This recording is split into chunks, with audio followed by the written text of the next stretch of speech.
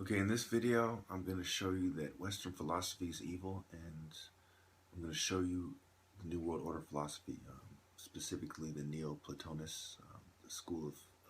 The Platonic school in Athens was closed by Justinian I in 529 AD, and the Neoplatonian philosophy truly kicked off in the West, because you can't really kill an idea. So, where do I start? Let's just start from the top. Okay. There's many schools of philosophy. First, I'm going to take you through some of the main ones, the most influential ones in the West. The sophists. Protagoras is generally regarded as the first of these professional sophists. Others include Gorgias, Prodicus, Hippias,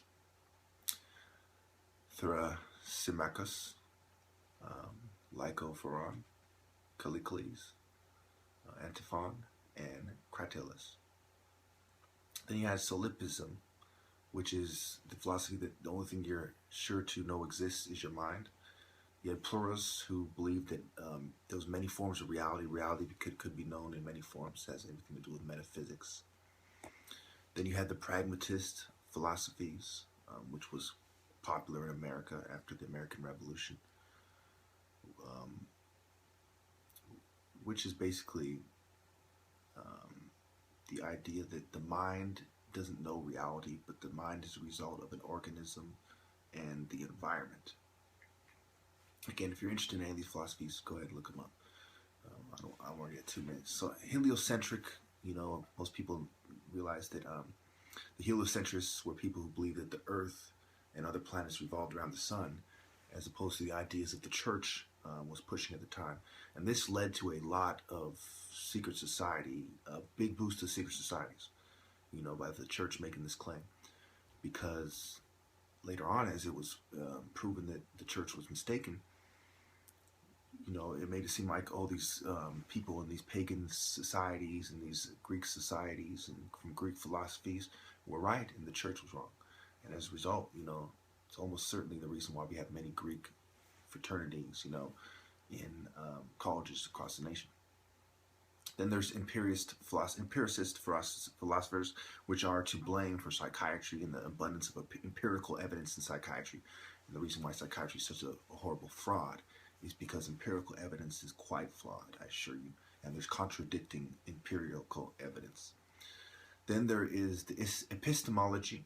The nature and scope of knowledge is what this school of thought and this term includes. Again, let me touch on pragmatism more before I move on to relativism. Pragmatism is a philosophical tradition that began in the United States around 1870. Pragmatism is a rejection of the idea that the function of thought is to describe present, represent, or mirror reality. Instead, pragmatists consider thought to be a product of the interaction between organism and environment. Thus, the function of thought is an instrument or tool for prediction, action, and problem solving. Pragmatists contend that most philosophical topics such as the nature of knowledge, language, concepts, meaning, belief, and science are all best viewed in terms of their practical uses and successes. So what you have here is a Neoplatonic mixed with a pragmatic philosophy. And there's a touch of, I know I'm shooting ahead, peripatetic, which is walking around. A lot of the professors walk around while they give these, everything. It's almost everything you see in teaching and in secret societies are from ancient Greece, and the Freemasons themselves say, and the Rosicrucians say that their secret societies are a continuation of the Pythagorean secret society, which had their inner circle and they had their outer circle. In America, Freemasonry has its inner circle, and everyone else, this is one way to view it, the application of the Pythagorean inner and outer circle. And everyone else is given these Freemasonic ideas just enough so they're interested and they want to be part of the inner circle. And the Pythagoreans also use symbols to help recognize each other because they had a great following and they didn't all know each other, so they use symbols. And you get symbolism and handshakes is how Masons recognize each other. And you see even gangs and organized crime using these symbols. But that's a video for another day. Some of the famous Pythagorean followers, some of them writing poetry and playwrights as well, were Ion of Chios. He's a Pythagorean cosmologist. Ecratiades, he's Pythagorean Timaeus of Locri, Pythagorean. And so, also it's important to notice the Neoplatonic philosophy, which is credited with Iamblichus and his cosmology, which basically states, and I quote, "At the head of his system, Iamblichus placed the transcendent, incommunicable one, the monad, whose first principle is intellect." Remember, Masons hold intellect over quote-unquote superstition, especially the Illuminati. Immediately after the absolute one, and even Pythagoras' bust is in the Vatican, as I pointed out in other videos. Anyway, continuing. Iamblichus introduced a second super-existent one to stand between it and the many as the producer of intellect or soul, psyche. This is the initial dyad, the first and highest one, which Plotinus represented under the three stages of objective being, subjective life, and realized intellect, is distinguished by Iamblichus into spheres of intelligible and intellective, the latter sphere being the domain of thought, the former of the objects of thought. These three entities, the psyche and the nous, split into the intelligible and the intellective form of triad. And you see the psychologists, Freud and Jung, all these people talking about the psyche and things of this nature.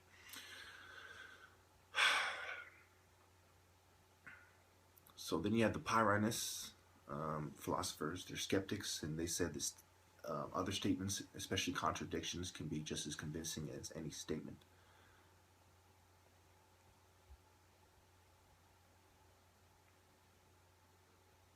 All right, then I have a lot about Pythagoras. It was natural for the ancient biographers to inquire. This is about Pythagoras. I'm going to end it. I'm almost out of time. It was natural for the ancient biographers to inquire as to the origins of Pythagoras' remarkable system. In the absence of reliable information, however, a huge range of teachers were assigned to Pythagoras. Some made his training almost entirely Greek, other exclusively Egyptian and Oriental. We find as his instructors Creophilus, Hermodamus of Samos, Bias, Thales, Anaximander, and Pherecydes of Syros. He is said to have been taught by a Delphic priestess named Themistoclea, who introduced him to the principles of ethics. The Egyptians are said to have taught him geometry, the Phoenicians arithmetic, the Chaldeans astronomy, the Magians the principles of religion, and the practical maxims for the conduct of life. Of the other various claims regarding his Greek teachers, Pherecydes is mentioned most often. Diogenes Laertius reported that Pythagoras had undertaken extensive travels, having not only visited Egypt but also journeyed among the Chaldeans and Magi, for the purpose of collecting all available knowledge and especially to learn information concerning the secret of mystic cults of the gods. Plutarch asserted in his book on Isis and Osiris that during his visit to Egypt, Pythagoras received instructions from the Egyptian priest Orphism of Heliopolis. Other ancient writers asserted that his visit to Egypt, enough of Egypt was known to attract the curiosity of an inquiring Greek, and contact between Samos and other parts of Greece where Egypt is mentioned. It is not easy to say how much Pythagoras learned from the Egyptian priests, or indeed whether he learned anything at all from them. There was nothing in the symbolism which the Pythagoreans adopted which showed the distinct traces of Egypt. The secret religious rites of the Pythagoreans is nothing but what might have been adopted in the spirit of Greek religion by those who knew nothing of Egyptian mysteries. Again, obviously I don't agree with Wikipedia about everything, but I'm going to end what they say, finish what they say, a couple more sentences. The philosophy and the institutions of Pythagoras might easily have been developed by a Greek mind exposed to the ordinary influences of the age. Even the ancient authorities note the similarities between the religious and ascetic peculiarities of Pythagoras with the Orphic or Cretan mysteries of the Delphic oracle. So, again, for those of you who might be lost, you should look up sophism, solipsism, pluralists, pragmatism, heliocentrics, which is not as important as the rest, empiricists, philosophies, epistemology, and you should definitely look into Ion of Chius, Ecrates, and Timaeus of Locri. They're all Pythagoreans. And the Iamblichus philosophy, Iamblichus, talking about the nomad, which is, and the monad, which is adopted by the New World Order, Freemasons, Illuminati, etc. Thank you.